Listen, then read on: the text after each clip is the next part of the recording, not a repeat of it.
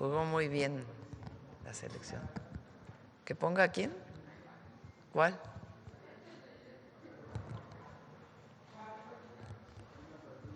¿Cuál?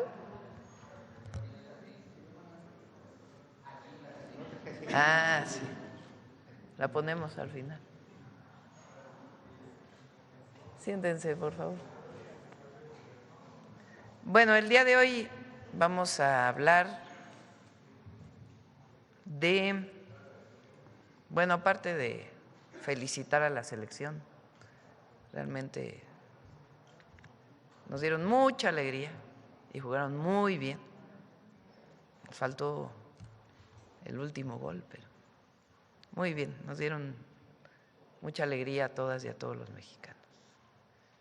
Bueno, hoy vamos a hablar de programas de bienestar, particularmente la pensión adulto mayor, porque hoy inicia el depósito, eso nos va a platicar Leti Ramírez, y también, dadas las lluvias del fin de semana, Efraín nos va a platicar de el avance de las obras de la zona metropolitana del Valle de México, particularmente del oriente del Valle de México, cómo van, en qué porcentaje van, cuándo terminan, para que sepan todas y todos.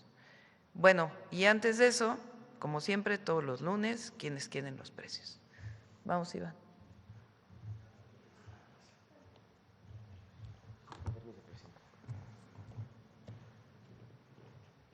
Muchas gracias. Bueno. Muchas gracias, muy buenos días. Con su permiso, Presidenta, iniciamos quienes quieren los precios.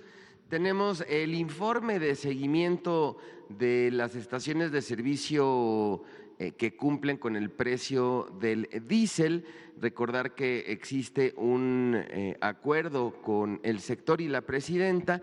Ya llegamos a un 79.4% de estaciones que están comercializando este combustible en menos de 27 pesos, un 7.9 entre 27.1 y 27.50, y todavía tenemos un 12.7% mayor a 27.50, con un precio promedio nacional de 27 pesos con 10 centavos. Recordarle a todas y a todos que contamos con un mapa virtual en nuestro sitio de internet para que puedan consultar la ubicación de las estaciones, así como el precio tanto en diésel como en gasolina regular. Adelante.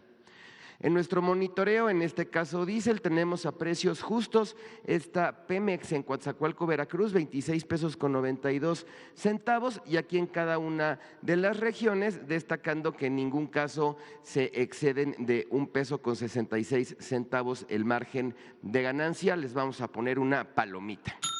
Continuamos ahora con las estaciones de diésel que se vuelan la barda con los precios, ubicando esta BP en Amozoc, Puebla, que está vendiendo en 29 pesos con 99 centavos, con un margen de ganancia de 3 pesos con 53 centavos, y aquí en cada una de las regiones les vamos a poner un tache.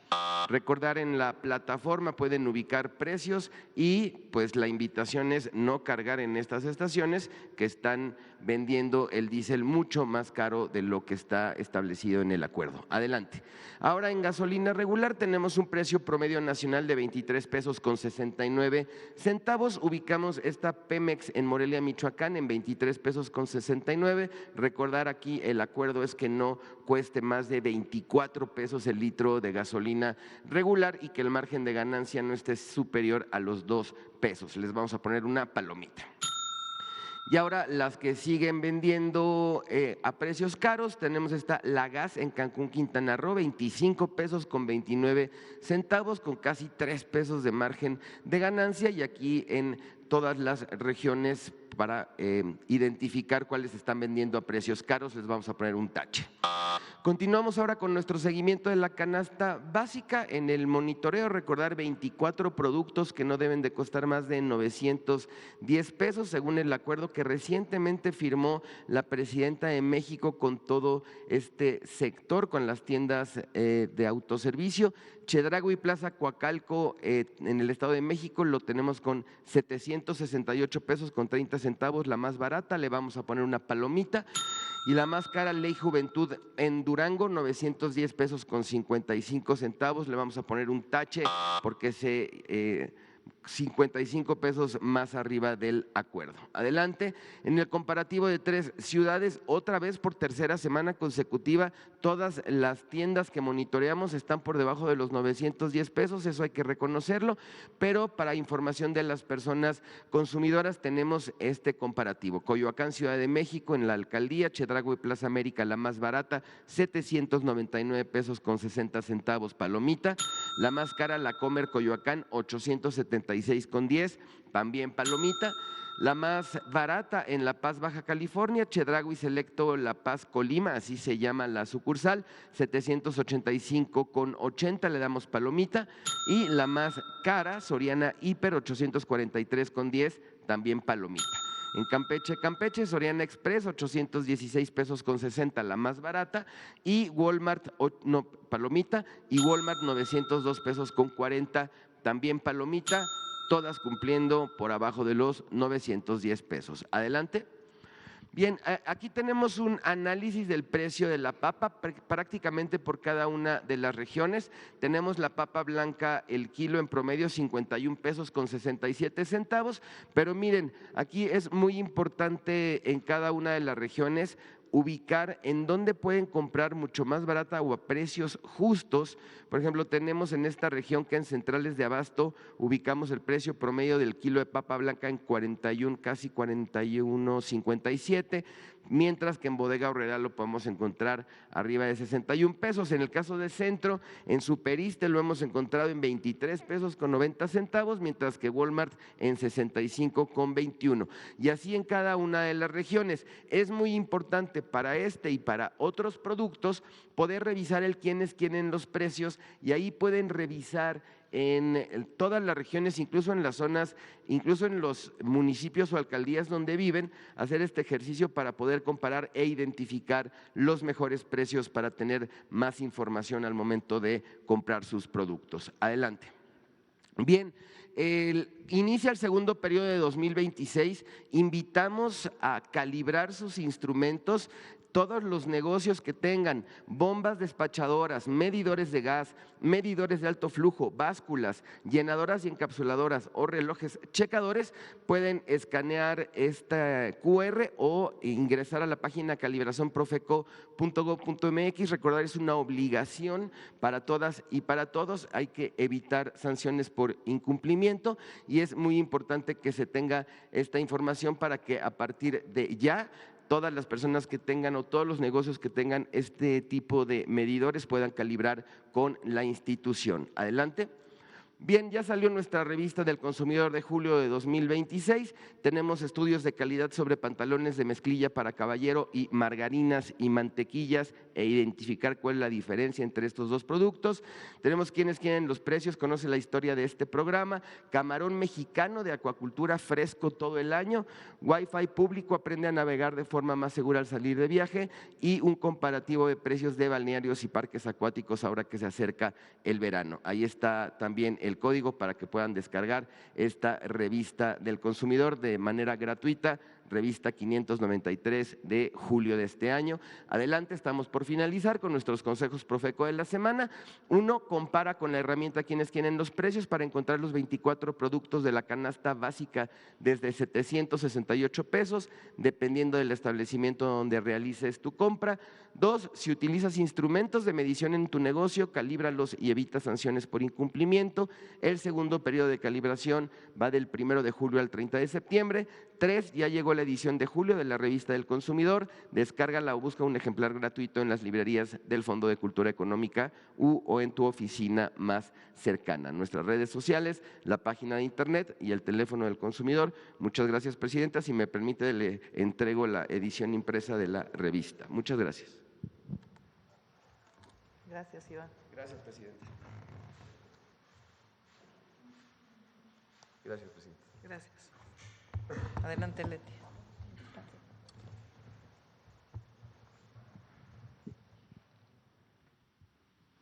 Muchas gracias.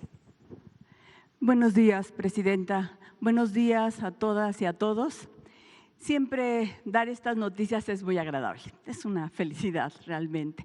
Les presentamos el calendario de pagos, bimestre julio-agosto. Bimestre julio-agosto 2026, iniciamos 6 de julio, terminamos 29 de julio. Ya todos saben ustedes, los que nos están escuchando, que se inicia con la letra del primer apellido. Y ahí están todos los. Pueden utilizar el recurso en el momento que está el depósito en sus tarjetas. Quisiéramos recordarles, aunque todos lo saben, cuánto es. 6,400 pesos para adultos mayores. La que sigue es julio-agosto, solo julio-agosto. Mujeres Bienestar, 3,100. Sigue. Personas con discapacidad, 3,300. Madres Trabajadoras, 1,650. Y Sembrando Vida, acuérdense que este es mensual, 6,450. Y aquí quisiéramos dar este dato que es muy importante.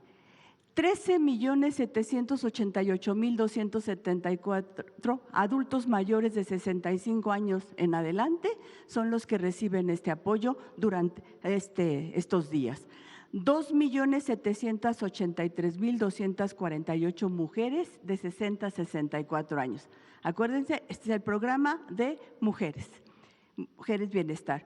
Esto nos da un total, solo de estos dos programas, aquí quiero ser muy clara, solo de estos dos apoyos, de 16,522 personas que reciben este apoyo. Esto significa una inversión en estos dos de 378,817 millones de pesos. Toda esta información la podemos conseguir en la página de Bienestar, si tienen alguna duda, cualquier cosa que se atore más. Y le pedí a la Presidenta, si me permitía, presentar un pequeño video y comentarles que ese video es muy difícil en poquitas palabras transmitir lo que significa para las personas, sobre todo adultas mayores y mujeres, el recibir este apoyo. Y les invito a que puedan platicar con ellos. Emociona, da gusto lo que te dicen, cómo te lo dicen, cómo lo sienten. Son programas de bienestar y eso es lo que generan, mucho bienestar. Si me permite, Presidente, es un video muy pequeño. Adelante.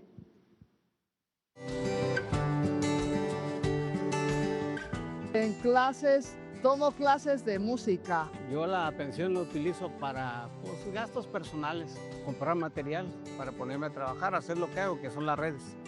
La pensión la ocupamos para gastos de transporte, en este caso al venir al Teletón. Yo mi pensión la ocupo para comprarme cosas necesarias para mi persona. Ya cuando cae el dinero, pues ya lo usa uno para comprar un mandadito. Yo la pensión la ocupo para comprar mi material. Yo con la pensión la ocupo para los pasajes cuando venimos a terapia. La pensión lo ocupo para alimentar a mis animalitos, para gastos de la casa y para la alimentación, porque pues todo hace falta. Ese dinero empieza a generarse y a guardarse y me di cuenta que tenía una cantidad de dinero ahí y pues viajé. Me ha servido para completar el recurso. La pensión lo ocupo pues, para mis gastos personales, antojos. Muchas gracias. El Gobierno de México está al pendiente del bienestar de las personas, adultas mayores, mujeres y personas con discapacidad. Muchas gracias. Gracias, Leti. Vuelve a poner el calendario. Gracias, Leti. Ahí está, hoy empieza con la letra A hasta el 29 de julio, con las letras W, X, Y y Z. Muy bien. Ahora sí, Efra. ¿También allá? Voy a presentar. Sí. Con su permiso, Presidenta, muy buenos días a todas y a todos. Vamos a presentar los avances en las obras que estamos realizando en Conagua para ayudar a prevenir inundaciones en la zona oriente del Valle de México. Adelante, por favor. Bueno, este es un proyecto que consiste en 6 obras. Es un proyecto que estamos realizando de manera conjunta con el Estado de México y la Ciudad de México. Sobre todo está enfocado a las alcaldías de Iztapalapa y a los municipios de Ciudad Nezahualcóyotl y de La Paz. En primer lugar, podemos observar la ampliación de la laguna El Salado, que va a ampliar su capacidad de 300,000 a 400,000 metros cúbicos de retención. Esta parte ya se encuentra totalmente concluida, es una obra que realizó el gobierno de la ciudad. También estamos realizando la construcción del colector Teotongo, que nos va a ayudar a incrementar la capacidad de desalojo en 4,000 litros por segundo. Este colector sobre todo ayuda a las aguas que se generan en la parte alta de la Sierra de Santa Catarina. También el colector de Pinos, que nos va a ayudar sobre todo en la parte de La Paz y también del metro, tiene un avance ya del 88% y estaremos concluyendo estas obras en 15 días, en este colector en particular. El colector Carmelo Pérez, que es un colector que tenía prácticamente una década sin ser concluido, ya lo hemos concluido en su totalidad. También el cárcamo de Xochiaca, que es un elemento central dentro de este proyecto, nos va a ayudar a incrementar la capacidad de desalojo de aguas en 16,000 litros por segundo, ya se encuentra también concluido. Y estamos trabajando ya en la parte final, en la laguna de Churubusco, que es por donde van a circular estas aguas para que sean desalojadas. Nos encontramos a un 85%. En su conjunto, todo el proyecto ya tiene un avance del 90% y estaremos ya en operación al 100% en 15 días. Resaltar que las obras que ya se encuentran concluidas han sido de gran ayuda en esta temporada de lluvias. Nos ha ayudado a desalojar el agua con mucho mayor velocidad que en años anteriores y una vez que esté concluido el beneficio va a ser mucho mayor. Adelante, por favor. Bueno, aquí podemos ver algunas imágenes que nos dan cuenta de la envergadura de esta obra. Aquí podemos ver imágenes del cárcamo de bombeo de Xochiaca. Aquí se puede ver cómo estamos ampliando la capacidad de la laguna en cuanto al tema de los cauces. Y en esta parte el colector de Teotongo, que es una obra que además se realizó en un tiempo muy corto.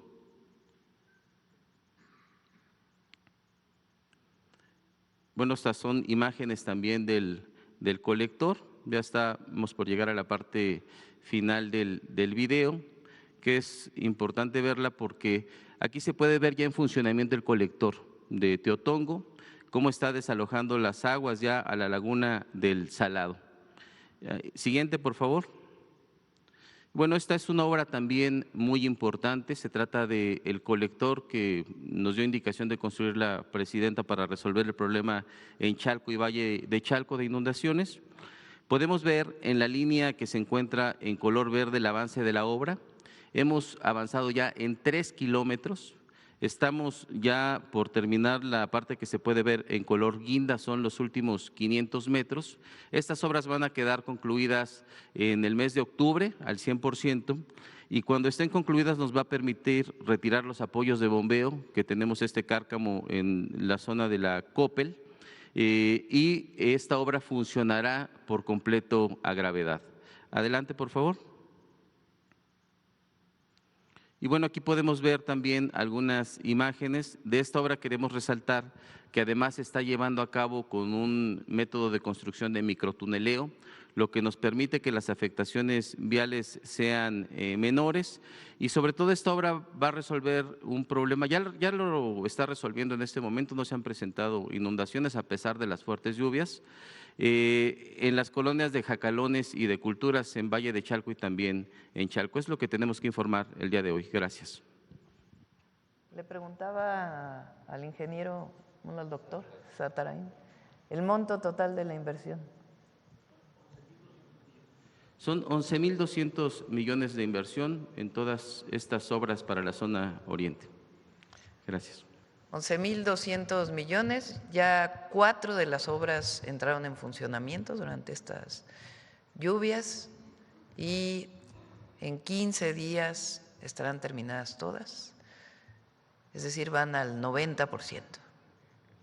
Entonces, ayudó a desalojar mucho más rápido. Ayer que estuvimos en Ciudad Neza, llegó a haber un espejo de agua importante, pero en 1 hora y media más o menos se desalojó.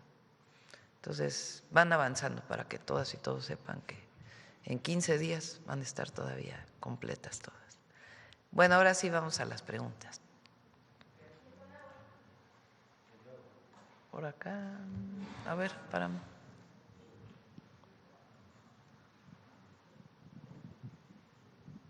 Gracias, Presidenta. Es precisamente sobre el tema del agua.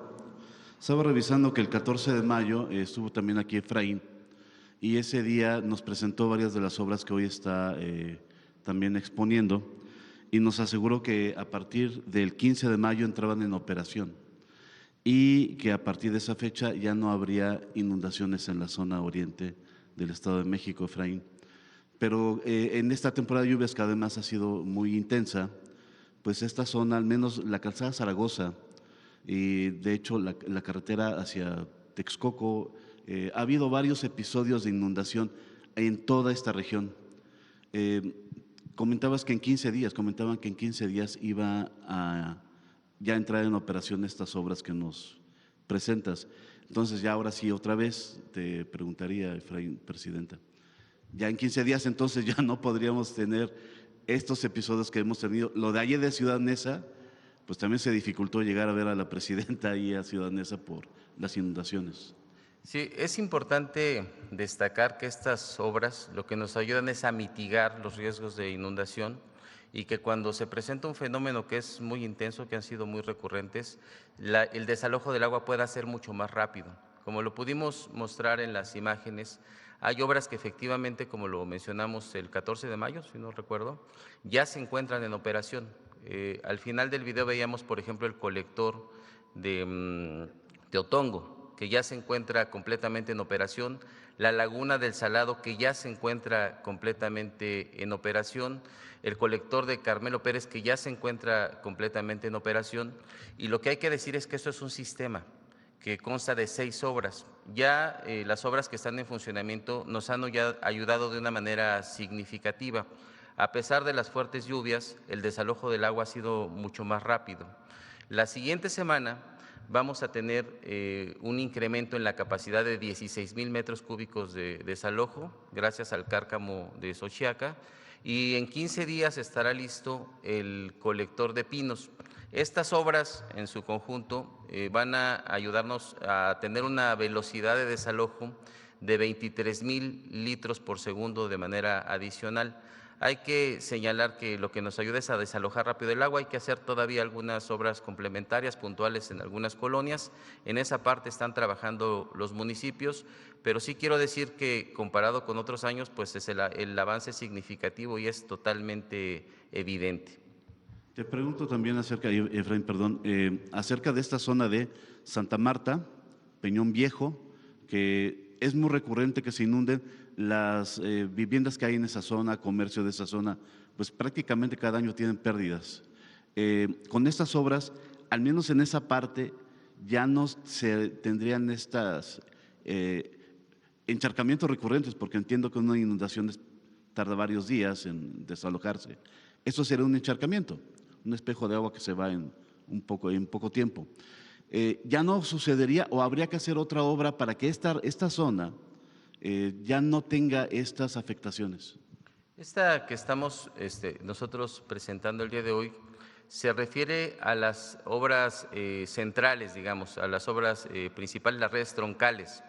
En algunos lugares en particular, sobre todo debido a los hundimientos que se dan de manera puntual, se tendrán que hacer algunas obras complementarias de drenaje a nivel de colonias. Eso es ya en algunos puntos en particular. Es una parte en la que estamos trabajando con los municipios.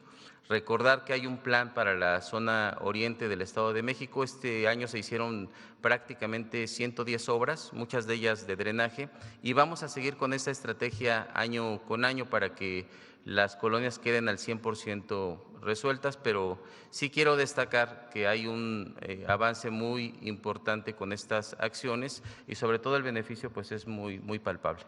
Gracias. Y Presidenta, ayer hubo una acción de las Fuerzas Armadas en Sinaloa, en Rosario, y hubo al menos 10 personas abatidas hasta el momento. ¿Cuál fue el reporte que le dieron en el Gabinete de Seguridad?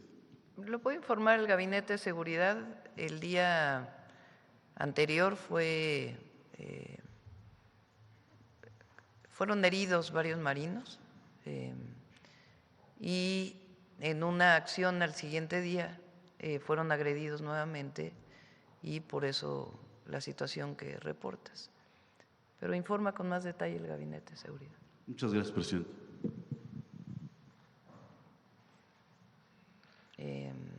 A ver, por acá. Buen día, presidente. Oscar Zamudio para Saga 100 del Estado de Hidalgo. Este fin de semana, presidente, usted realizó una gira por el estado. Acércate más el micrófono. Usted realizó una gira por el estado de Michoacán, presidenta, dando seguimiento al plan Michoacán por la Paz.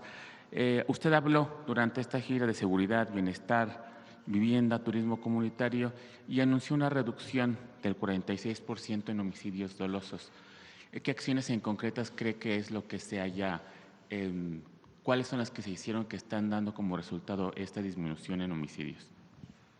Bueno, hay, como ustedes saben, una presencia muy importante de la Guardia Nacional de Defensa, Marina en la parte del Pacífico y el trabajo de detenciones que se ha venido haciendo. Y el plan Michoacán contempla una serie de acciones de principalmente reactivación económica y programas de bienestar. Michoacán es el único estado de la República hoy que tiene becados a todos los estudiantes que van a escuela pública, desde la primaria hasta la universidad. Y hay distintas acciones que estamos haciendo, entre ellos el plan de justicia para el pueblo purépecha. Entonces, el viernes reportamos, fui a visitas de supervisión a distintos lugares y los resultados en disminución de homicidios. Y seguimos trabajando en el tema de seguridad en Michoacán. Gracias, presidenta. En otro tema, hace apenas algunos días fue inaugurada en la ciudad de Pachuca la ciudad deportiva de alto rendimiento por el gobernador del estado de Hidalgo, Julio Menchaca, y el alcalde Jorge Reyes, un complejo en el que se informó una inversión superior a los 500 millones de pesos. En su última gira por el estado de Hidalgo se menciona la posibilidad de que Pachuca fuera la sede de las próximas Olimpiadas juveniles en el 2027. Saber si usted y la CONADE han tomado una decisión al respecto. Bueno, lo tiene que tomar Rommel Pacheco, pero sí es una de las sedes que se están planteando. Tiene que haber un apoyo del Estado siempre para poder realizar las Olimpiadas. Y está trabajando Rommel con el gobernador Menchaca. Ya anunciaremos pronto dónde van a ser. Por último, presidente, en un tema del Mundial, pues ayer concluyó la participación de la selección mexicana. Saber si tiene usted planeado reunirse con la selección. Bueno, vamos a ver si en algún momento vamos a comunicarnos con la federación. Yo creo que todos tenemos que estar muy orgullosos del papel de la selección, la verdad. Yo ya tengo mis añitos, no es que sea experta en fútbol, pero la verdad creo que ha sido la mejor participación de cualquier selección en los mundiales. Y además, cada vez más demandantes los mundiales, porque la demanda de la condición física y la técnica pues cada vez es mayor. Y ayer también jugaron muy, muy bien. Y además, pues el momento que vivió México de mucho orgullo, esperanza, unidad, que fue pues algo muy especial. Y pues como puse ayer en mis redes sociales, la anfitrionía de México pues fue algo especial, reconocido por todo el mundo. Entonces tenemos que sentirnos muy orgullosos de la participación de la selección y de cómo el pueblo de México recibió a la afición que vino a visitarnos. Y esto que nos ayude hacia adelante. Por eso siempre vamos México. ¿Algún mensaje para quienes hoy están un poco tristes o decepcionados? Decepcionados, no, pues siempre, obviamente nos hubiera gustado que ganara la selección, pero hay que tener ánimo y reconocer el esfuerzo y seguir hacia adelante. Y vamos a insistir mucho con la federación, estuvo aquí presente, en la formación de escuelas deportivas. Nosotros, por nuestra parte, lo vamos a seguir haciendo. El Mundial Social es algo que ya permanece para todos los años. Todas las competencias de fútbol que se hicieron van a seguir el próximo año, no solamente fue de una sola ocasión. La cantidad de canchas que hicimos en todo el país pues van a servir para que las y los niños, jóvenes puedan seguir jugando. Y la federación pues también, como lo mencionaron aquí, que sigamos trabajando en las escuelas deportivas a lo largo y ancho del país para seguir formando jóvenes en el deporte y todo lo que significa la disciplina deportiva para mejorar a las personas y también en términos profesionales, que ayudemos a que cualquier joven de cualquier lugar de nuestro país pueda ser reconocido por su talento, por su trabajo, por su disciplina y ser parte de los equipos profesionales. Muchas gracias, presidenta. Vamos por acá.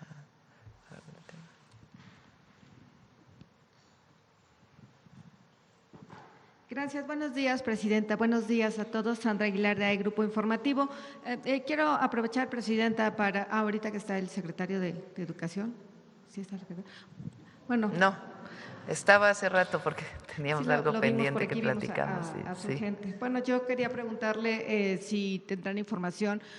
Sabemos que está por terminar este ciclo escolar 2025-2026. Asimismo, pues la implementación de este programa de vida saludable. En ese sentido, pues nosotros queremos saber, primeramente, si este proyecto ya tenemos algún balance y si continuará para el siguiente ciclo escolar. En una conferencia de prensa hace unos días, Mario Delgado y Zoé Robledo, porque a través del IMSS se realizaron los estudios de las niñas y los niños, principalmente en primaria, y hay resultados de esta revisión. Se pide a las y los papás, mamás, que una vez que recojan un reporte de qué fue lo que encontraron las enfermeras, los enfermeros, médicos en algunos casos, para sus hijos, pues que puedan ir a una revisión. Por ejemplo, en el caso de la revisión bucal, si encontraron una caries, pues se les da la atención gratuita para que puedan llevar a sus hijos. En el caso de que hayan encontrado que requieren lentes, se les invita para que vayan a hacer su examen y recibir su primer par de lentes gratuitos por parte de la Secretaría de Educación Pública, del gobierno. Y los invitamos para que puedan dar mucho mayor detalles de este programa. Es muy importante,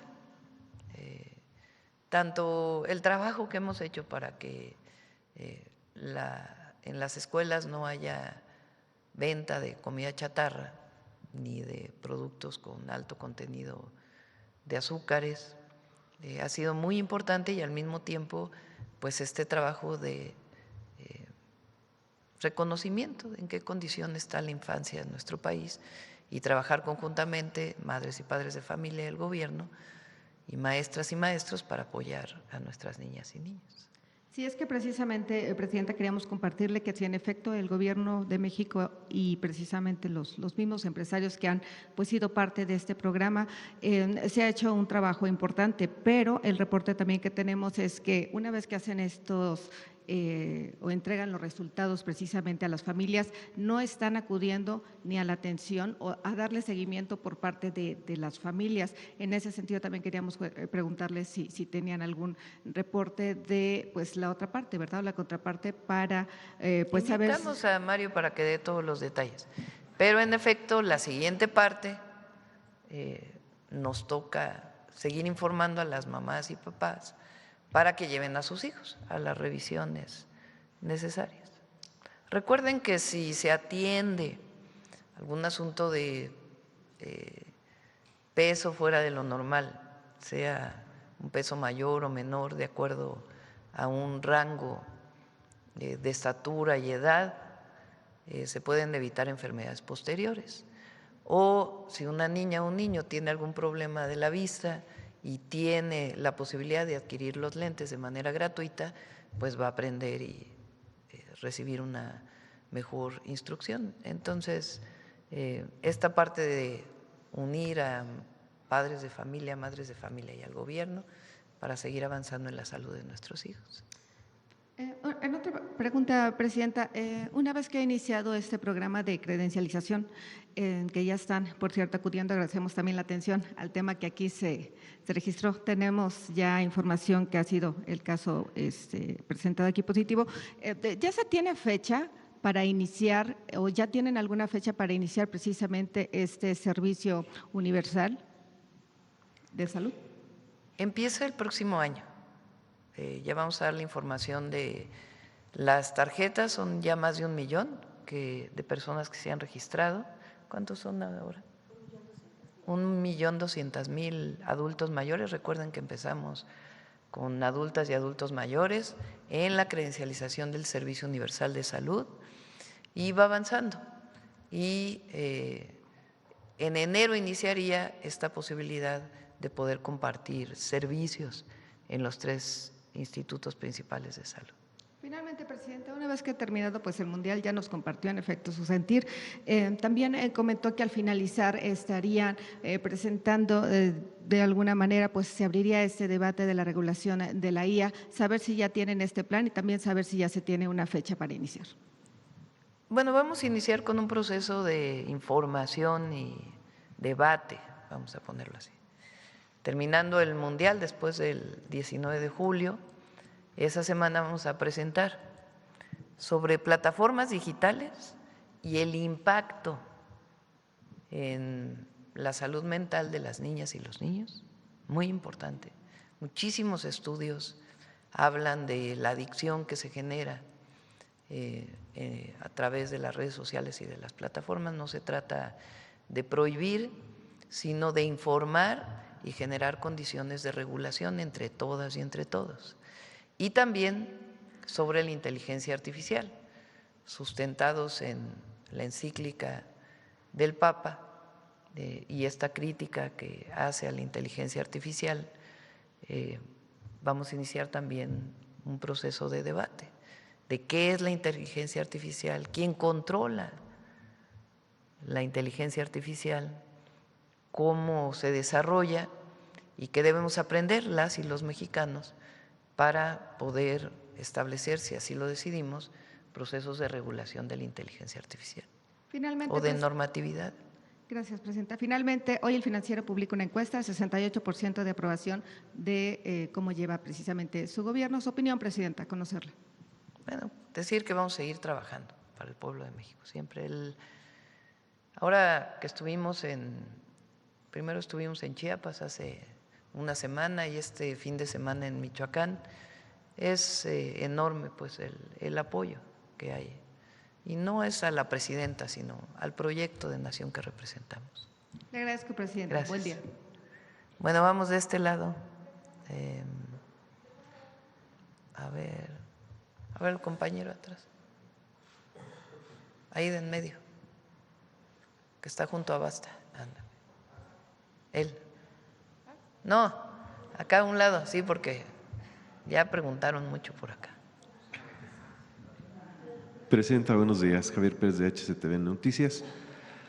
Pues fin de semana, ahora sí que emocionante, pero sobre todo quisiera preguntarle cómo se la pasó en Ciudad Neza, primera vez que yo veo en lo particular un presidente de la República en este municipio. ¿Qué fue lo que vio, lo que percibió alrededor suyo con la gente de Ciudad Neza? Bueno, la gente muy cariñosa y pues como toda la afición, mucha emoción, gritos y al final pues también la gente quedó satisfecha, digamos. Hubiéramos querido que la selección ganara el partido, pero la gente quedó muy contenta de la participación de la selección y es una hermandad, la verdad. Eso es lo que siento cuando estoy con la gente. No hay distancia, no hay diferencia. Hay una responsabilidad, pero entre todos somos parte de México, de este gran país, de nuestro gran pueblo. Y bueno, Presidenta, en los últimos meses México ha tenido un repunte en la venta de petróleo, de crudo. Ha subido, ha bajado de acuerdo a las declaraciones de Donald Trump, pero también ante el cierre del estrecho de Hormuz. A mí me gustaría saber si le han indicado, le han entregado algún informe acerca de las ventas de Pemex que repuntaron el primer trimestre de este año, cómo va y qué beneficios tiene para la petroquímica, ya que pues desde antes de que entrara el presidente Andrés Manuel López Obrador se había encontrado estancada la petroquímica nacional, y ahora con su gobierno, con el gobierno del expresidente, pues ha repuntado a tal grado que pues se pueden dar el lujo Pemex de incluso, por ejemplo, regalar el material para repavimentación, por ejemplo, en el estado de Puebla, en el estado de México, por buen manejo de sus gobiernos, el gobierno federal. Entonces, me gustaría saber si le ha entregado Pemex algún reporte acerca del avance que tiene Pemex y el repunte en su venta. Bueno, vamos a plantearlo en dos maneras, dos formas. La primera es que desde el sexenio pasado se tomó una decisión de que la mayor parte o toda la producción de petróleo, de acuerdo a la demanda de nuestro país, de los petrolíferos, de gasolina, de diésel, de turbocinas, se dedicara al mercado interno. En su momento, Pemex llegó a producir, por cierto, por una sobreexplotación de Cantarell muy irresponsable en el sexenio de Fox y después de Calderón, México llegó a producir 3.2 millones de barriles diarios. ¿Por qué digo muy irresponsable? Porque la mayor parte de ese crudo se exportó a Estados Unidos. Ese crudo podría haberse quedado en 2.5 millones de barriles diarios de producción. Durante Cedillo se producía 2.1 millones de barriles diarios. Y con Fox llegó a producirse en 2003 3.4 millones de barriles diarios. Y uno diría, bueno, pues mayor producción, qué bueno. No, lo que pasa es que estamos hablando de un recurso no renovable. Es un recurso que no es que siempre va a estar ahí. Si tú sacas petróleo de un yacimiento, va a llegar un momento en que se termine ese crudo. Y sobre todo la facilidad de extraer de ahí. Entonces se sobreexplotó el principal yacimiento de crudo del país, que es Cantarell. Es decir, si sacan más rápido el petróleo, pues entonces ya no vas a tener petróleo para los siguientes años.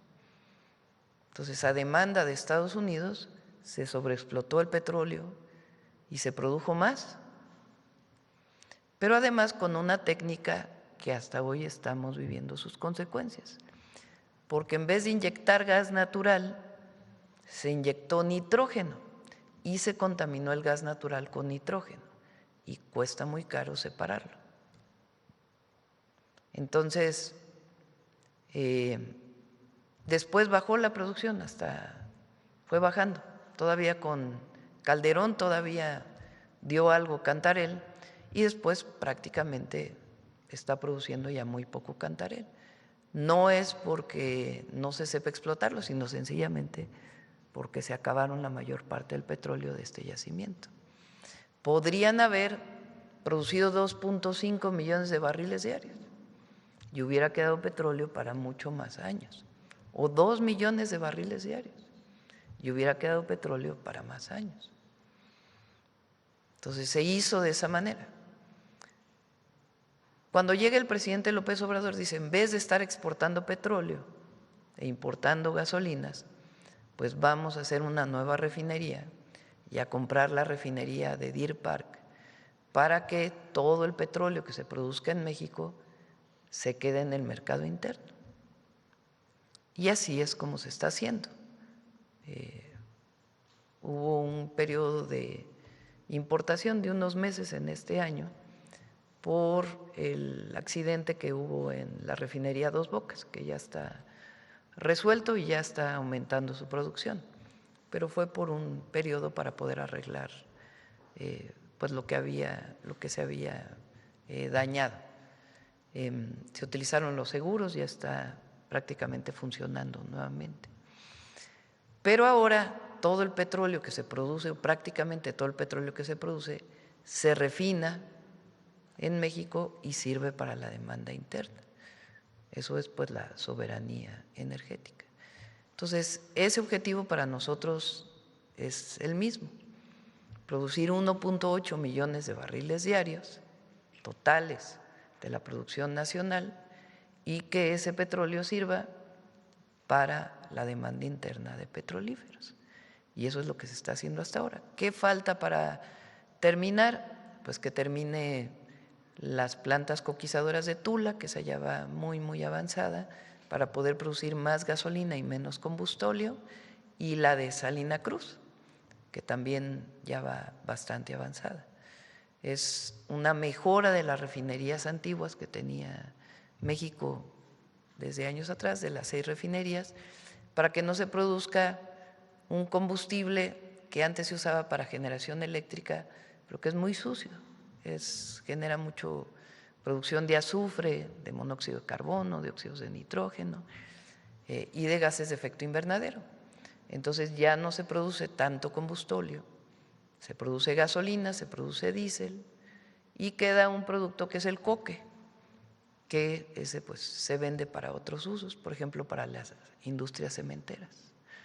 Entonces ese es el objetivo, 1.8 millones de barriles y que todo sirva para las refinerías nacionales y para Deer Park, que allá pues se adquiere el petróleo directamente de Texas, se refina, alguno viene para México, otro se vende allá, pero ese ingreso sirve para los ingresos de petróleos mexicanos. Entonces esa es la visión hoy de Petróleos Mexicanos y se va avanzando muy bien. Cada día aumenta la venta de gasolina, diésel, de petróleos mexicanos, porque recuerden que con la reforma energética, y eso permaneció, se puede importar gasolina y diésel por privados, pero la mayor parte de las ventas vienen de Pemex. Entonces esa es la visión. En el caso de la petroquímica, pues ya es para otros usos, para plásticos y otros usos para químicos, que no es necesariamente el uso de combustibles. En este sentido, Presidenta, pues saber también si hay un avance en las pláticas con Petrobras. Es muy ambicioso el tema de explotar el Golfo de México, replantear la explotación de algunos también, algunos pozos que ya se han explotado, ver cómo va esta situación y pues saber cuál es el plan, que debe haber un plan ambicioso aparte de la explotación de estos mantos. Hay una parte muy importante que es la exploración. Para saber dónde hay petróleo, pues primero se utilizan ciertas técnicas externas, cada vez más desarrolladas, y después tiene que perforarse un pozo para saber si realmente las reservas que potencialmente están ahí, pues realmente demostramos que están ahí. Entonces, esta parte de exploración nos va a ayudar mucho Petrobras, porque ellos han desarrollado nuevas técnicas para la exploración de petróleo, particularmente en aguas profundas. Por ejemplo, se está viendo si en Cantarell, o es uno de los objetivos, en el yacimiento de Cantarell, que dio por tanto tiempo petróleo a México, en una zona más profunda se puede encontrar más petróleo. Y esas técnicas las ha desarrollado pues la mejor empresa que ha desarrollado estas técnicas hasta ahora de todo el mundo es Petrobras, estas técnicas de exploración, y ese es el objetivo de trabajar con ellos en las técnicas de exploración. Y ya puede venir el director de Pemex y la secretaria de Energía para platicar con más detalle. Por último, Presidenta, si me permite, y abusando del micrófono, hace años algunos periodistas nos tocó verla precisamente pelear por la defensa energética Hay fechas que han marcado nuestro país, 1937, 1960. 38. 1938, sí. En su gobierno debe haber un plan ambicioso precisamente con el tema del petróleo. Está en la industria aeronáutica, está en la industria automotriz, ahorita con el tema de Olínea. ¿Qué más, desde su perspectiva, puede ver el pueblo mexicano marcando una fecha como precedente como este de la Cuarta Transformación? Bueno, nosotros hicimos algo muy importante en términos de el fortalecimiento de Pemex y de Comisión Federal de Electricidad, las dos empresas públicas del pueblo de México. La primera fue modificar la Constitución para revertir una parte de la reforma energética de 2013, cuyo objetivo era desaparecer a Pemex y a Comisión Federal de Electricidad. ¿Qué hicimos? Le regresamos su carácter de empresas públicas, muy importante. Y la otra, modificamos la ley para que Pemex, en vez de ser subsidiarias, empresitas dentro de una empresa, recuperara de nuevo su integración vertical. Entonces, Pemex ya es una sola empresa, ya no son subsidiarias. Eso le da mayor eficiencia en su desarrollo a Pemex. Eso por un lado. Por otro, lo que ya expliqué del petróleo. Y por otro, la transición energética, que México no solo tiene petróleo, México tiene sol, México tiene viento, y son energías limpias que permiten que haya menos impactos ambientales. Entonces, estamos trabajando, como lo presentamos aquí, en la transición energética, caminar hacia mayor participación de las fuentes renovables de energía en la electricidad que consumimos. Y ese es el objetivo más importante de aquí al 2030, mantener la producción de petróleo en 1.8 millones de barriles, mejorar todas las refinerías, que prácticamente disminuya al máximo la importación de gasolina, de diésel, de turbocinas, y que ya ha disminuido mucho, pero disminuirlo todavía más, y al mismo tiempo caminar hacia la transición, hacia fuentes renovables de energía. Vamos por acá, después de hablar de la selección y energía, vamos a hablar de, a ver, Nancy, y luego acá. Gracias, Presidenta. Buenos días a todas y a todos. Presidente, este fin de semana se dio a conocer la vinculación por parte de un juez federal, vinculación a proceso contra Jesús Gabriel Pérez Rodríguez. Él está acusado de un presunto desvío de recursos públicos por más de 5,000 millones de pesos. Destaca que se trata de un ex colaborador de Genaro García Luna, se desempeñaba como director general de desarrollo tecnológico en los penales federales. Preguntarle si la unidad de inteligencia financiera ya le dio más información acerca de la recuperación de estos más de 700 millones de dólares que habría defraudado Genaro García Luna con todos estos funcionarios que eran parte de su camarilla cuando se desempeñaba como secretario de Seguridad en el sexenio de Calderón, y pues qué tanto abona este caso de esta persona para esa recuperación de tantos recursos públicos, Presidenta. Abona mucho, y vamos a traer a la UIF para que pueda platicar tanto de la recuperación de bienes en Estados Unidos, de ese juicio, como otros temas relacionados con este personaje, no sé qué de objetivo, nefasto,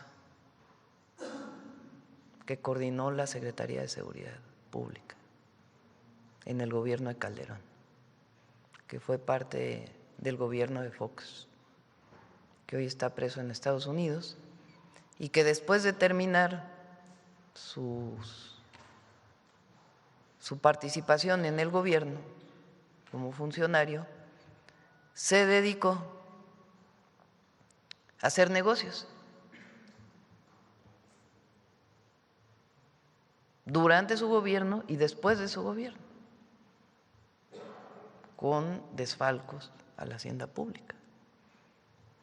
Entonces no podemos dejar de hablar de García Luna, porque muestra pues lo que fueron aquellos sexenios y cómo la seguridad pública estaba en manos de un personaje nefasto, lo repito nuevamente,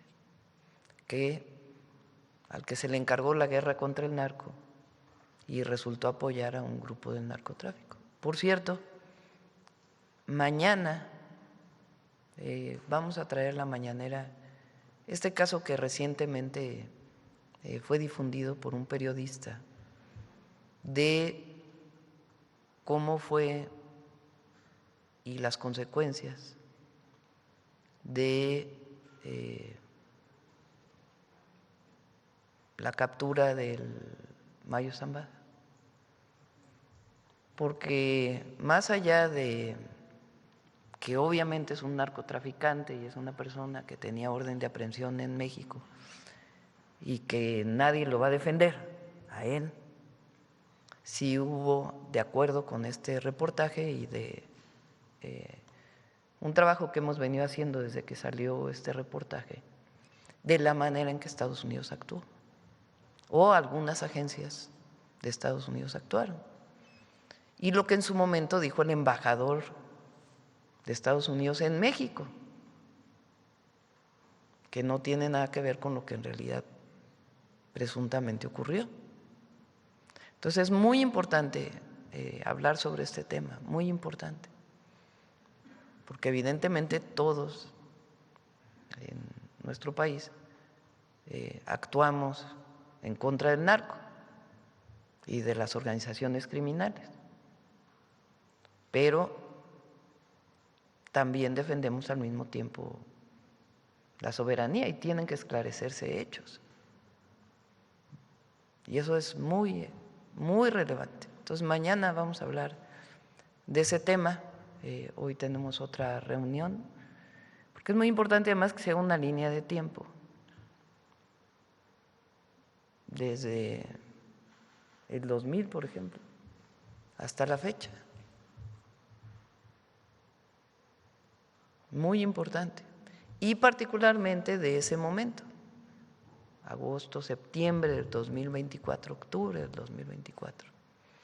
¿Y cómo fue ese episodio? ¿Qué fue lo que las autoridades mexicanas, las autoridades estadounidenses le dijeron a México? ¿Y qué es lo que sale ahora? Es muy importante. Y repito, no se trata de, porque así lo van a tomar los adversarios, de no combatir las organizaciones criminales, porque si alguien las ha combatido somos nosotros, en el marco de la ley, no como era antes, fuera de la ley, en el marco de la ley, pero sí saber cómo ocurrieron las cosas y que nos quede claro a todas y a todos los mexicanos, porque hay que defender siempre la soberanía y poner en su justo término la injerencia o incluso la intervención. Entonces mañana vamos a hablar de ese tema, porque es muy, muy relevante. Con Relaciones Exteriores, Consejería Jurídica, le pedí a la Fiscalía que pudiera venir para poder informar pues de qué fue lo que se le dijo entonces al fiscal Gertz Manero, qué consta en las carpetas de investigación de ese momento, para que se pueda informar la Fiscalía, evidentemente con su autonomía, pero poder informar claramente qué fue lo que se le dijo entonces al fiscal Gertz Manero, y de este lado de Relaciones Exteriores, qué fue lo que dijo el embajador de Estados Unidos en México en ese momento y cómo es que se da esta detención y lo que provocó también. Y luego también, que es muy importante decirlo, la protección que se le ha dado a un grupo en Estados Unidos porque ellos los nombraron organizaciones terroristas, pero al mismo tiempo le están dando protección. Entonces es importante que esto se abra, se discuta. Repito, independientemente del trabajo que estamos haciendo todos los días para actuar contra los grupos delincuenciales, contra la delincuencia organizada, porque eso es un asunto de todos los días. Todos los días se trabaja en ello, si no, pues no tendríamos la disminución de homicidios que hemos logrado, ni la detención de casi 50,000 presuntos delincuentes. Y que justamente en este contexto de la línea de tiempo, pues sí se revise también lo que ocurrió en el sexenio de Calderón con Genaro García Luna al frente de la Secretaría de Seguridad Pública, cuando se abrió totalmente la participación de agencias extranjeras, la CIA, la DEA, la ATF, etcétera, en México, y que es violatorio a la soberanía también en esos momentos, al igual que con el caso del Mayo Zambada. Y la protección que le dieron a un grupo delincuencial. Sí, al cártel de Sinaloa, claramente.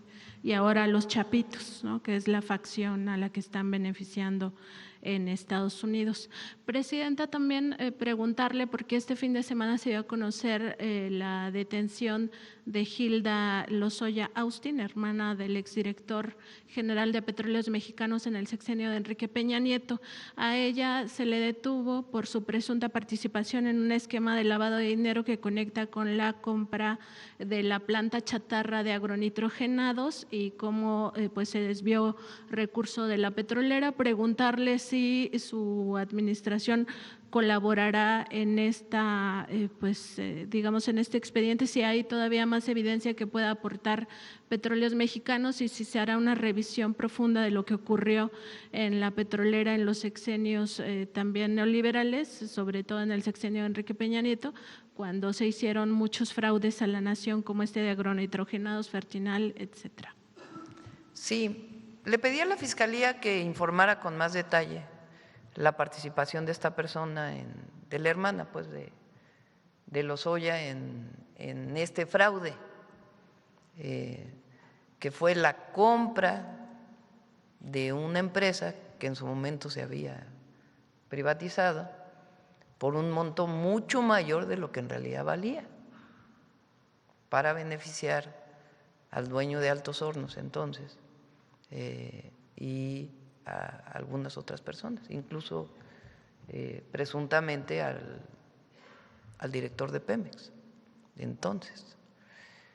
Entonces, la Fiscalía espero que lo pueda informar con más detalle, y también aquí podemos presentar el caso completo, cómo fue que se hizo este fraude a Petróleos Mexicanos y a la Nación. Y también saber si Alonso Ancira ya acabó de pagar los… No ha acabado de pagar, y también por eso se reavivó esta orden de aprehensión, pero también que lo explique la Fiscalía.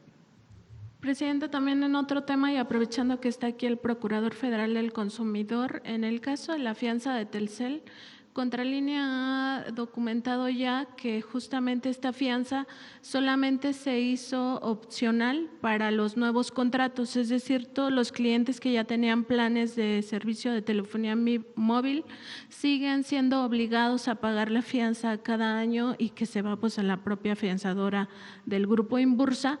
Y además, bueno, esto no sería lo peor, o sea, lo peor es que los nuevos contratos, quienes deciden no pagar esa fianza, pues se les obliga a hacer un pago que se les devolverá a los 10 años, a ver si al procurador le fue informada estas condiciones que vienen ahora en los nuevos contratos, y que todos los clientes anteriores de planes de telefonía móvil pues no les aplica esta opción de no pagarlo.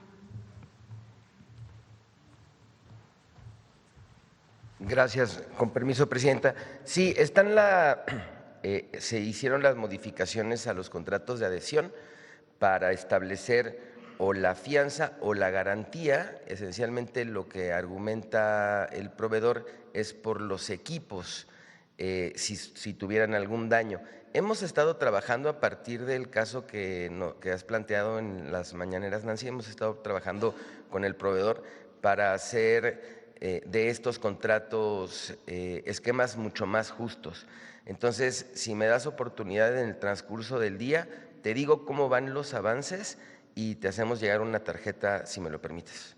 Gracias. Gracias, Y Presidenta. finalmente, Presidenta, sobre estas obras de los colectores de agua, saber si hay algún plan federal para que toda esta agua pues no se vaya al drenaje, sino que se pueda captar y reciclar. Eso se lo pregunto porque pues a nivel global estamos enfrentando una crisis de agua y México no es la excepción. Entonces sería muy importante que esta agua de lluvia se pueda captar y que sea para uso humano. La mayor parte de esta agua va a una planta de tratamiento que es la de Atotonilco y se utiliza para riego después. Siempre se usó para riego, nada más que antes eran aguas negras. Y ahora, pues desde hace tiempo ya funciona esta planta de tratamiento y nosotros estamos todavía saneando hacia Tula con el objetivo de que esta agua pueda por lo menos utilizarse para riego. ¿Cuál es la complicación de utilizarla de manera reciclada para regresar a consumo humano? Es que en la Ciudad de México y en la zona metropolitana por muchos años, bueno, fue el diseño que se hizo, se mezclan el drenaje y el agua de lluvia. Y entonces el reciclaje para consumo humano pues representaría… es más, ni siquiera hay una norma exacta para poderlo hacer directamente, pero sí se utiliza para riego. Gracias, Presidenta. Gracias. Bueno, vamos de este lado. A ver, ¿quién? A ver, atrás. Buenos días, Presidenta. Carlos Domínguez, de Nación 14. Preguntarle al director de la CONAGUA cómo va la construcción del acueducto de Ciudad Victoria, si me pudiera mencionar avances y la fecha de conclusión.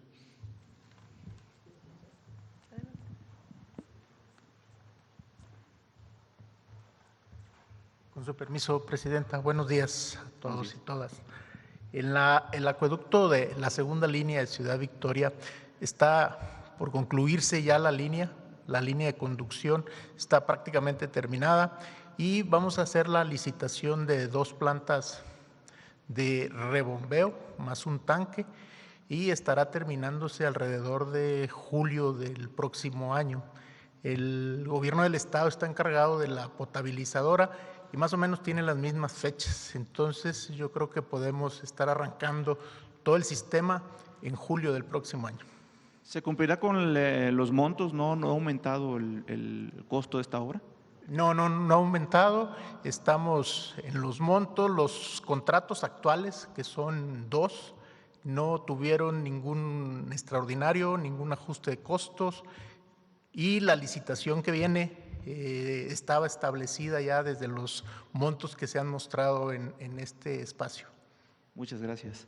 Presidenta, en otro tema también de agua, hace aproximadamente un año le mencioné aquí el tema de en la capital potosina, el estrés hídrico que sufre la ciudad a consecuencia de una malas 2 obras, por un lado la presa El Realito y por otro el acueducto. Pese a que estas 2 obras no le dan el agua que requiere la capital potosina, pues el recibo de agua sigue llegando sin falta a los potosinos por un contrato leonino que ya anteriormente usted me mencionó que conocía muy bien. El problema es que pese a que no se resuelve el tema, hay un gobierno estatal que le echa la culpa al municipio y a cualquier actor político sin meter las manos, cuando el tema pues lo pudieran resolver allá en el estado. Insistirle, Presidenta, si su gobierno hará algo, porque mes con mes el hartazgo de los potosinos se hace padecer, pues aunque no les llega agua, lo que sí les llega es el recibo y ellos tienen que solucionarlo a través de pipas, llenando cubetas, llenando cisternas de este tipo, Presidenta. ¿Quieren comentar de San Luis?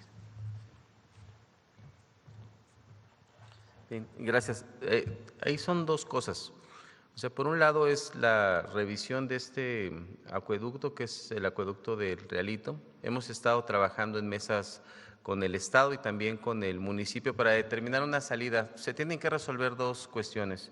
Se tiene que resolver la cuestión de la concesión que se realizó en su momento, que tiene términos muy complejos y estamos trabajando en ello. Y la otra es la reparación de la infraestructura, que es la razón por la que no llega el agua en las condiciones que debiera llegar.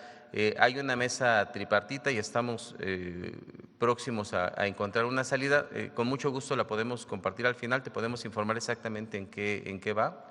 Y la otra cosa que es importante señalar es que por instrucciones de la presidenta estamos realizando un proyecto para llevar agua a San Luis Potosí, que es la interconexión de dos presas, la presa de San José y la presa del Peaje, que va a dar una cantidad importante de agua para San Luis Potosí. Estamos hablando de un incremento del 20%. Este proyecto va a dar 200 litros por segundo y va a quedar concluido este mismo año. Entonces va a haber una significativa mejora en el servicio para los habitantes de San Luis Potosí. Entonces está trabajando en las dos y al final con gusto te compartimos qué es lo que se ha realizado al respecto y en qué vamos. Sobre el tema de la cortina del Realito y el acueducto, ¿es viable su reparación? Es viable su reparación, incluso ya tenemos un proyecto técnico. En la parte de la cortina incluso se realizaron trabajos el año pasado para la inyección de la cortina, tenían algunas fisuras menores. Y en el caso del acueducto tenemos un diagnóstico preciso, hay aproximadamente 12 kilómetros que se tienen que llevar algunos trabajos que son parte de estas acciones y de este diagnóstico de lo que estamos realizando para que funcione en condiciones óptimas. ¿Cuánto costarían estas reparaciones, director? Bueno, no tengo el dato, pero con gusto te lo compartimos al final, no lo recuerdo en este momento. Bueno, muchas gracias. Por último, Presidenta, en otro tema, para concluir, del Estado de México, fíjese que… El acueducto está concesionado, o sea, es una empresa privada quien lo opera. Y parte de lo que se está revisando con el gobierno de San Luis Potosí es los incumplimientos de la empresa y ver si hay alguna manera de que pueda hacerse público. Ahora, representa recursos porque hay un contrato, entonces siempre se evalúa qué es lo que debe de hacerse. Lo importante es que se repare una parte de ese acueducto que no funciona adecuadamente. ¿Se estaría explorando entonces rescindir el contrato a esta empresa? Se está viendo legalmente que procede y en todo caso hablar con la propia empresa. Gracias, Presidenta. En otro tema, para concluir, fíjese que desde hace algunas semanas ha circulado en muchos medios de comunicación, sobre todo del Estado de México, pues unos casos de presunta extorsión a empresarios gasolineros y gaseros, principalmente de las zonas conurbadas a Toluca, en aquella parte del estado. Incluso varios empresarios han hablado con con varios medios de comunicación, lo han decidido hacer de forma anónima porque tienen miedo, pero se ha vuelto cada vez más constantes estas denuncias. Permítame, si le doy algo de contexto, Presidenta. En las entrevistas estos empresarios refieren que las extorsiones comenzaron hace casi 4 años y han ido aumentando periódicamente, pasando de 8 o 6 meses a 2. Ahora sucede cada 2 semanas estas extorsiones. Se basan en la cancelación de bombas o incluso las gasolineras completas o gaseras, con el argumento de tener alguna fuga de emisiones o presencia de estas contaminantes. Esto lo hacen los días viernes y como la burocracia pues no opera en fines de semana, usan esto como presión, pues 3 días o más de gasolineras o gaseras cerradas pues les generan pérdidas muy importantes, por lo que cuando esto sucede ofrecen una salida fácil, quitar o bajar la presión a cambio de pagos en efectivo que van entre los 500 y los 800 mil pesos. Este dinero, como lo refieren los empresarios y que aseguran tener en algunas ocasiones videos, es recogido personalmente por el titular de la Dirección General de Prevención y Restauración del Medio Ambiente del Estado de México, si me permite decirlo, porque lo han dicho públicamente, de nombre Piña Horta, quien al momento de la extorsión asegura que responde un funcionario público del partido pues que no voy a decir el nombre aquí porque luego se molestan, al que le dicen el pajarito, muy conocido ya en el Estado de México. Los empresarios extorsionados aseguran tener estos videos y han presentado denuncias y también aseguran que ya le presentaron un documento con las pruebas y sus denuncias a la gobernadora.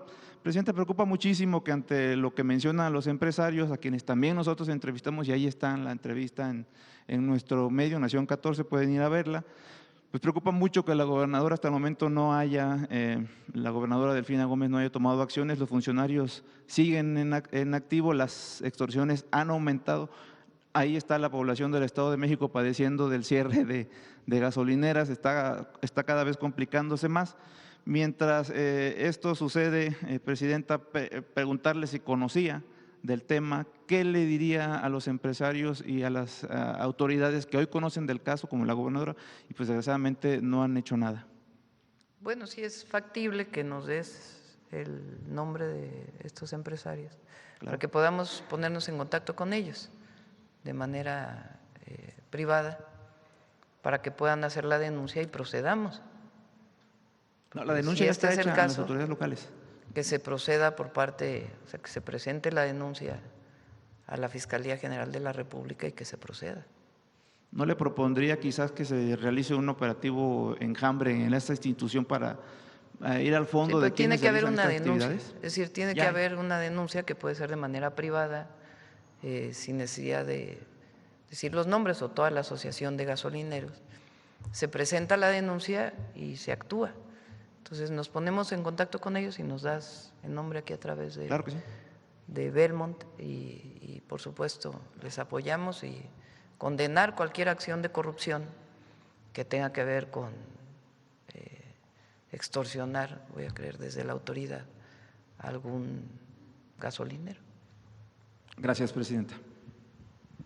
Vamos de este lado, a ver la compañera.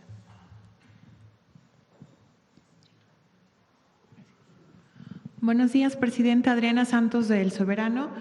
Primero, plantearle que de acuerdo con el sistema de indicadores cíclicos se prevé un mejor desempeño económico durante el segundo trimestre de este año. ¿Cuál es su opinión y por qué cree que estas cifras se están dando a conocer justamente con el repunte económico de nuestro país? Como lo dije, nos va a ir mejor en el segundo semestre. Ya hay algunos indicadores del segundo trimestre. Primer trimestre es enero, febrero, marzo, abril, mayo, junio, es el segundo.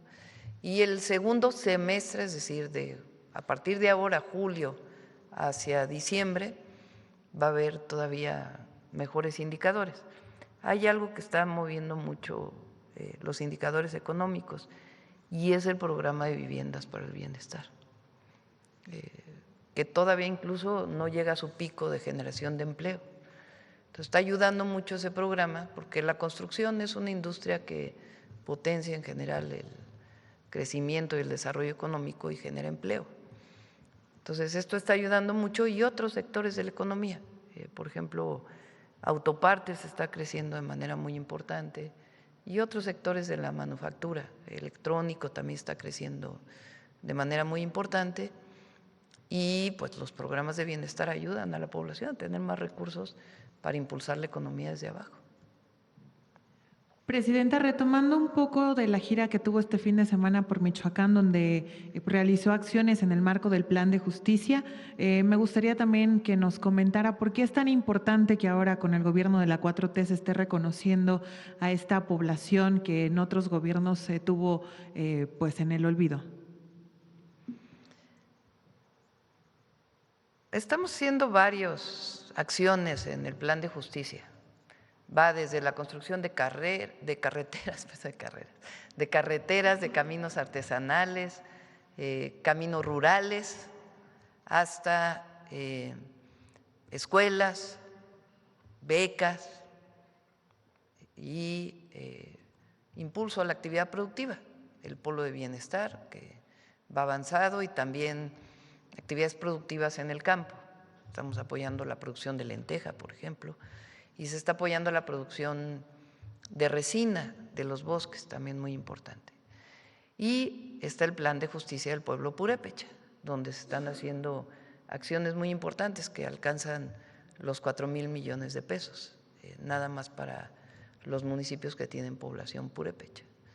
Entonces, se va avanzando y como lo dije el viernes, uno de los grandes temas que tenemos que seguir avanzando, y le he dado instrucciones al Gabinete de Seguridad, que ese es el tema que tenemos que atender en Michoacán, es la extorsión a ciertos sectores de la economía que todavía siguen impactando. Y está trabajando de manera muy fuerte el Gabinete de Seguridad en ese sentido. Y no lo pide la gente, y estamos trabajando en ello. Finalmente, Presidenta, si nos podría compartir más detalles de la ayuda humanitaria que México está enviando a Venezuela. Sí, a ver si te pasa el general lo que presentó hoy en la mañana. ¿Sí lo tienes? Sí.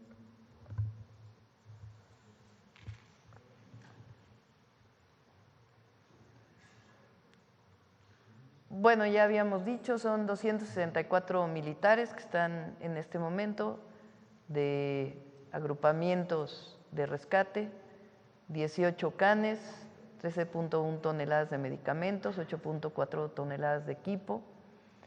Y si pasas a la siguiente, fueron condecorados por la presidenta de Venezuela, 2 personas rescatadas, 80 cuerpos recuperados, un can rescatado, 1988 consultas médicas, una intervención quirúrgica, una operación de apéndice que se hizo en el lugar, 13.1 toneladas de medicamentos, 8 plantas generadoras de electricidad y 71.2 toneladas de insumos, y ya salieron 2 barcos para Venezuela que llevan insumos de distinto tipo, tanto de colectas que se hicieron en nuestro país, civiles, como también de gobiernos de los estados que van para allá, que tienen medicamentos, alimentos no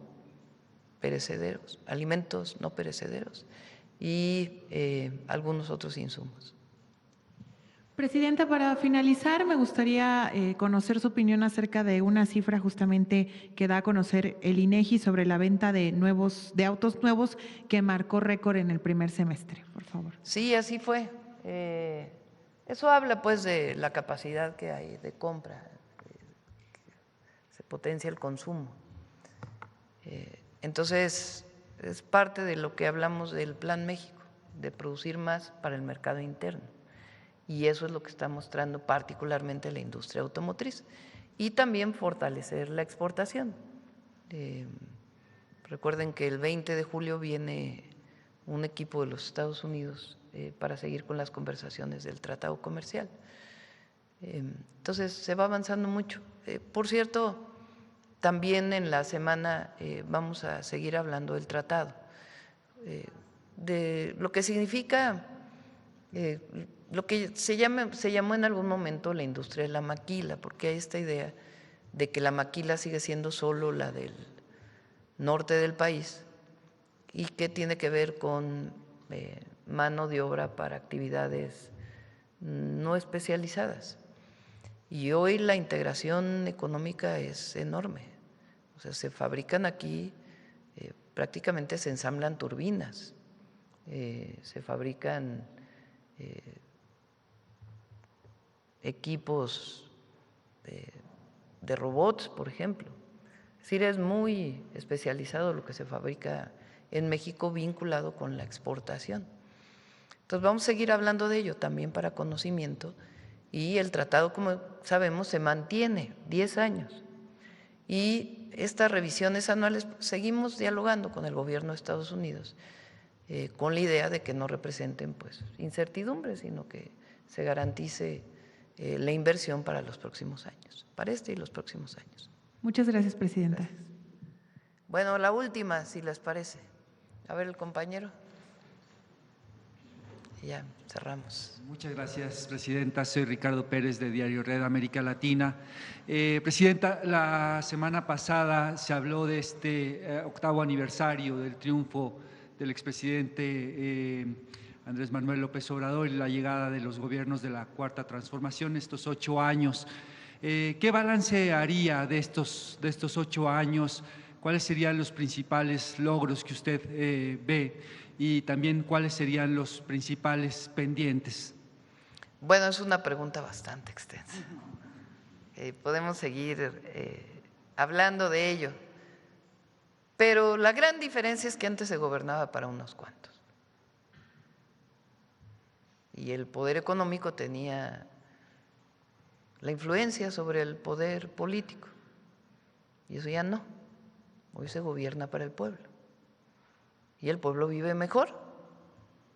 En 6 años, 13.5 millones de mexicanos salieron de la pobreza y sigue aumentando el salario mínimo, mejores condiciones de vida, y aún con las difíciles circunstancias internacionales marcadas por las particularidades del gobierno del presidente Trump, de mayor proteccionismo y de imposición de tarifas de distinto tipo a todos los países del mundo, en esas circunstancias vamos bien, la gente está mejor, los grandes indicadores están bien, el peso, la inflación bajó y vamos avanzando. Y este semestre se va a notar todavía más la actividad económica, este segundo semestre de 2026. De los pendientes, ¿cuáles mencionaría? Bueno, ya, si quieres en otra ocasión hablamos con más detalle. Ya nos falta poco para el informe de septiembre. Son 2 meses para el informe de septiembre, entonces ya vamos a ir hablando de todo ello. No, todavía faltan 2 meses. Presidenta, la semana pasada también al hablar… Pero estamos muy optimistas de México, en todos sentidos, en el turismo, en el bienestar del pueblo y en el desarrollo económico, en la justicia social, en los temas ambientales. Estamos muy optimistas y eso se nota en la gente. Muchas gracias, Presidenta. También la semana pasada se habló de este decreto sobre el Instituto Nacional de Estudios Históricos sobre las Revoluciones Mexicanas, y en ese momento tanto la Secretaría Ruiz como el doctor Felipe Ávila hablaron de la importancia de ampliar la investigación sobre la extrema derecha y este avance que ha tenido en distintas partes del mundo, pero especialmente en América Latina. Si nos pudiera regalar una reflexión sobre la importancia de poner ojo en estos avances, sobre todo en un momento, Presidenta, en donde la extrema derecha pues ha llegado al poder en países como Colombia, poniendo, digamos, a una persona ciudadana estadounidense. La semana pasada Iván Cepeda hablaba, incluso pedía que aclarara si era agente de la CIA el presidente electo de Colombia. Y una extrema derecha que ha llegado al extremo de difundir mensajes como el de la semana pasada, el sentido de que había habido amenazas a jugadores de la selección de Ecuador por parte de organizaciones criminales en México. ¿Qué reflexión nos puede dar sobre este tema, Presidenta? No, lo que me llama la atención es quiénes estuvieron impulsando esa falsa noticia. Primero, haciendo menos el triunfo de la selección y luego difundiendo noticias falsas, absolutamente falsas. Y esa es una característica de este periodo que estamos viviendo, con el auge de las redes sociales que pueden difundir cualquier noticia falsa, algunos medios que hacen propaganda política, no hacen información, hacen propaganda política, con mentiras. Y esa es la característica de la derecha. Primero, mucha hipocresía. Ayer leía, o el día de hoy, no sé, de Ildefonso Guajardo, ¿no?, que decía que no se pudo acordar 16 años más del tratado por el narcogobierno. Háganme ustedes el favor. Pues es ridículo. O sea, ¿y Canadá qué? O las tarifas que le pusieron a Europa, o las tarifas que tiene China, o las tarifas que tiene el mundo entero, las tarifas, pues los aranceles. O sea, como si no hubiera una visión hoy del gobierno de Estados Unidos de mayor proteccionismo, que eso es lo que estamos viviendo. Ahora, sí hay, como lo hemos dicho en muchas ocasiones, un vínculo de todos estos grupos a nivel internacional para afectar a gobiernos del pueblo, de los pueblos. El asunto es cómo nosotros logramos garantizar el derecho a la información y al mismo tiempo denunciar permanentemente estas noticias falsas. Y odio a México, porque al final es eso. Yo dije la primera vez que ganó la selección que al que no quiere a México le va a ir mal. Entonces el que anda difundiendo noticias, imagínense de que fue amenazada la selección de Ecuador, que es totalmente falso, pues quiere que le vaya mal a México, ¿no? Es obvio. Y no, a México le va a ir muy bien, muy bien. Primero por las y los mexicanos, que hay que reconocer este momento que se vivió con la selección y esta unidad, independientemente de las diferencias. Y eso es muy importante, porque todas y todos somos mexicanos. Y afortunadamente hay democracia en nuestro país y cada quien puede opinar de una manera distinta. Lo que hay que estar denunciando permanentemente, pues son las noticias falsas o estas interpretaciones mentirosas de asuntos públicos. Entonces, a México le va a ir muy bien, siempre le va bien. Y le va bien, sobre todo cuando hay gobiernos que están cerca del pueblo. Le va todavía mejor cuando no nos alejamos, cuando estamos cerca de la gente, cuando no traicionamos, cuando avanzamos y reconocemos que por el bien de todos, de todas y de todos, primero los pobres, que es muy pocas palabras, se habla del modelo económico y de una visión humanista, que es la que nos caracteriza. Presidenta, para finalizar, sobre lo que mencionaba hace unos momentos, ¿con qué información nueva tiene el Gobierno de México en cuanto a la participación de Estados Unidos en la detención del Mayo Zambada? Bueno, ya mañana vamos a hablar de eso. Si se prevé que va a tomar algún tipo de acción, alguna mañana nota vamos a hablar de eso, o... porque es muy importante, muy importante. Muy importante, una nota porque diplomática o algo. Primero por lo que salió publicado, por la exposición de este avión en una exposición donde participa directamente el FBI, y por lo que se dijo en su momento de manera formal al gobierno de México. Y repito, esto no tiene nada que ver con que haya cabezas de grupos delictivos, como en este caso el Mayo Zambada, que no debería de haberse detenido por las autoridades mexicanas y que se estaban haciendo todas las investigaciones cuando hay órdenes de aprehensión, y del trabajo que hacemos permanente contra los grupos delictivos. Esa es una cosa, pero esto no puede justificar la invasión, la injerencia, no la puede justificar,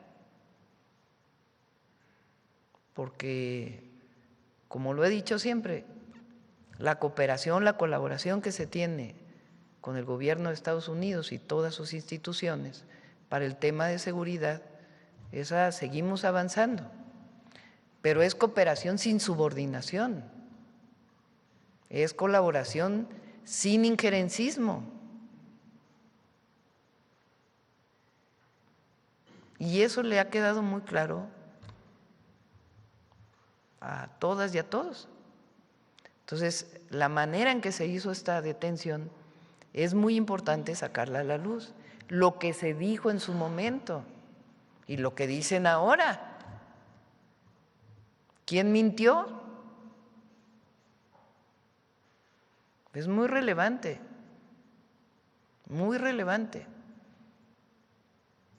para las autoridades actuales del gobierno de los Estados Unidos y las de entonces. Muy relevante. Porque todo esto, como se dijo en su momento por el presidente López Obrador, y nosotros estamos de acuerdo, tiene que esclarecerse por el bien de México y de la relación bilateral. Muy importante. Repito, la lucha, el trabajo, el cumplimiento de la ley contra la delincuencia organizada no puede justificar bajo ningún motivo la injerencia o la subordinación. Se colabora, porque nosotros no hacemos injerencia allá.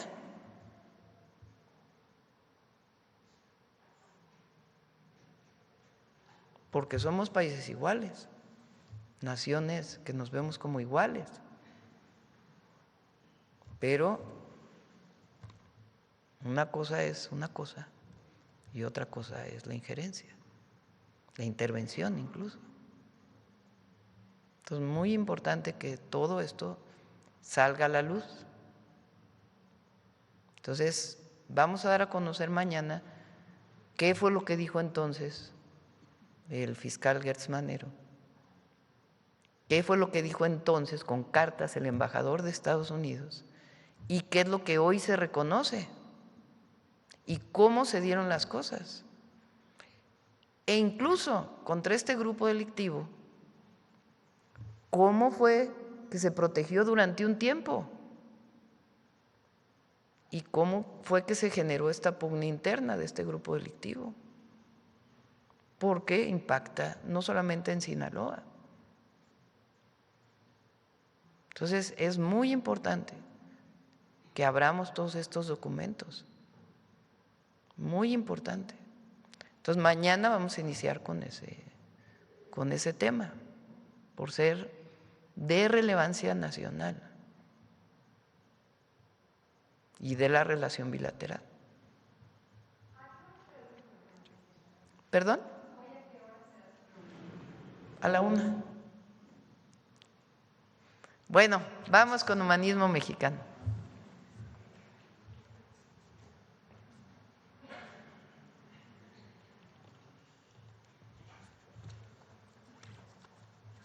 Con su permiso, Presidenta, muy buenos días, compañeras, compañeros.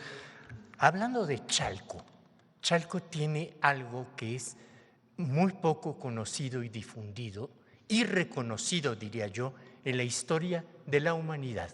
Chalco fue la primera comuna creada mediados del siglo XIX, 3 años antes que la Comuna de París. Y el creador de esa comuna fue un chalquense, Julio López Chávez, que, inspirado en su maestro, Plotino Constantino Roda Canati, un griego extraordinario que impulsó la independencia de Grecia, acudió en apoyo de los húngaros en contra de los austriacos, conoció en París a Proudhon y le interesó tanto la Constitución Liberal de 1857 que llegó a nuestro país en 1861 e impulsó con los estudiantes casas de socorro durante la invasión francesa y creó escuelas, entre ellas esta escuela en Chalco que va a dar origen a esta comuna y posteriormente al primer levantamiento agrario en contra del acaparamiento de la tierra. Veamos la cápsula que en honor a Julio López Chávez hemos elaborado para esta semana. Las rebeliones indígenas han acompañado la historia de México. En el siglo XIX, los pueblos que habían conservado sus tierras después de la época colonial sufrieron despojos por nuevos hacendados y proyectos de capitalismo agrario.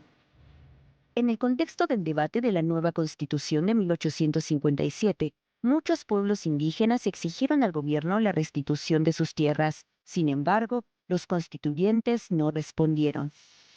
Es por ello que en 1868 los campesinos de Chalco y Texcoco volvieron a movilizarse con la misma demanda. Al frente estaba Julio López Chávez, quien organizó la rebelión a la que se sumaron pueblos de Estado de México, Puebla, Tlaxcala e Hidalgo. Julio López Chávez fue discípulo del anarquista griego Plotino Rhoda Canati y organizó en Chalco la primera comuna libertaria de la historia.